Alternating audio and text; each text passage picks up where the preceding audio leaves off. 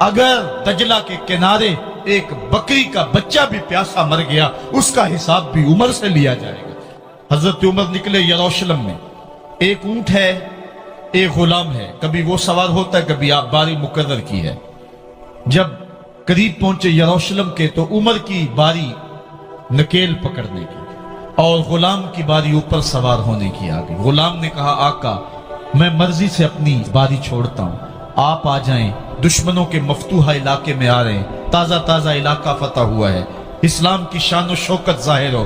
عمر نے کہا اسلام کی شان و شوکت ایسے ظاہر نہیں ہوتی ہے، اپنی باری پہ تم بیٹھو گے، اپنی باری پہ میں بیٹھوں گا۔ لوگ منتظر کھڑے ہیں، دور سے جب دیکھا کہا اس کی ہیبت سے کانپتے تھے ہم، یہ تو کوئی حبشی لگتا ہے، رنگ کالا ہے، ہونٹ موٹے ہیں، اس سے تو زیادہ حسین اس کا غلام ہے جو آگے آگے چل رہا ہے۔ حضرت ابو عبیدہ نے کہا دھوکہ کھا رہے ہو، ہمارا آقا وہ نہیں ہے جو اونٹنی کے اوپر سوار ہے، ہمارا آقا وہ ہے جو لگام تھامے آگے آگے چل رہا ہے۔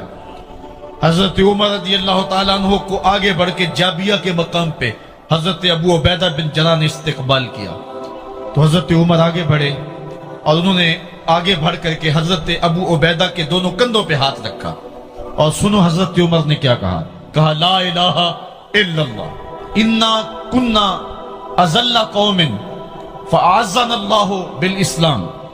کہا کہ لا الہ الا اللہ، اے ابو عبیدہ بن جراح ہم ایک ذلیل قوم تھے اور اللہ نے ہمیں اسلام کی وجہ سے عزت عطا کی ہے، اور میں تمہیں ایک تاریخ ساز بات کہنے لگا ہوں، اور وہ یہ ہے کہ جب تک ہم اس عزت والے اسلام کے دامن کو تھامے رہیں گے ہماری عزت قائم رہے گی، اور جب اسلام کے علاوہ کسی اور جگہ سے عزت ڈھونڈیں گے تو رسوا کر کے رکھ دیے جائیں گے۔ یہ ہے وہ خلاصہ جو حضرت عمر نے امتوں کے عروج و زوال کا بیان کیا ہے۔ اس امت کو جو خیرات ملی ہے تخت و تاج کی، وہ پینٹاگون سے نہیں ملی، وہ واشنگٹن سے نہیں ملی، وہ وائٹ ہاؤس سے نہیں ملی، وہ محمد عربی کے جوڑوں کا صدقہ ملی ہے۔ اس لیے جب ہم نے اسلام سے انحراف کیا پاکستان حاصل کیا گیا تھا۔ پاکستان کا مطلب کیا؟ لا الہ الا اللہ۔ ہم نے اس نعرے کو چھوڑ دیا ہوا ہے، ہم نے انحراف کر دیا ہے۔ آج ہماری نظریں مغرب کی طرف لگی ہے کہ تخت و تاج اس سے نصیب ہوتے ہیں، اور دنیا کے اوپر ہم رسوا ہو کے رہ گئے۔ ہماری پستی، ہماری زبوحالی، ہماری ذلت کا سبب یہ ہے کہ جس جگہ سے ہمیں عزت ملی تھی ہم نے وہ مرکز ہی چھوڑ دیا ہے۔ اس مرکز حیات کو، اس مرکز زندگی کو، اس مرکز عزت کو ہم نے چھوڑ دیا ہے، اور دنیا کے اوپر ہم رسوا ہو رہے ہیں۔ انہی حضرت عمر کی کہانی ہے۔ وادی تہامہ سے گزر رہے تھے کہ بچوں کی طرح بلک بلک کے رونے لگے۔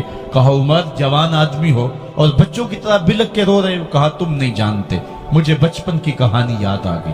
کہا کیا کہانی ہے؟ کہا یہی عرض تہامہ تھی، میرے باپ خطاب نے مجھے 5 اونٹ دیے تھے، کہا انہیں لائن میں کھڑا کرو سیدھا۔ میں آگے والا سیدھا کرتا تھا، پیچھے والا ٹیڑھا ہو جاتا، پیچھے والا سیدھا کرتا، آگے والا ٹیڑھا ہو جاتا۔ میرے باپ خطاب نے مجھے بڑا مارا۔ کہا ایک عرب کے بیٹے ہو کہ تم سے 5 اونٹ لائن میں کھڑے نہیں ہوتے؟ کہا ایک زمانہ عمر پہ وہ تھا کہ اس سے 5 اونٹ لائن میں کھڑے نہیں ہوتے تھے، اور آج شرق سے لے کر غرب تک 23 لاکھ مربع میل کی حکمرانی، اور انسان بھی لائن میں کھڑے ہیں۔ یہ محمد عربی کے جوڑوں کا صدقہ نہیں ہے تو اور کیا ہے؟ عمر سے تو 5 اونٹ لائن میں کھڑے نہیں ہوتے تھے۔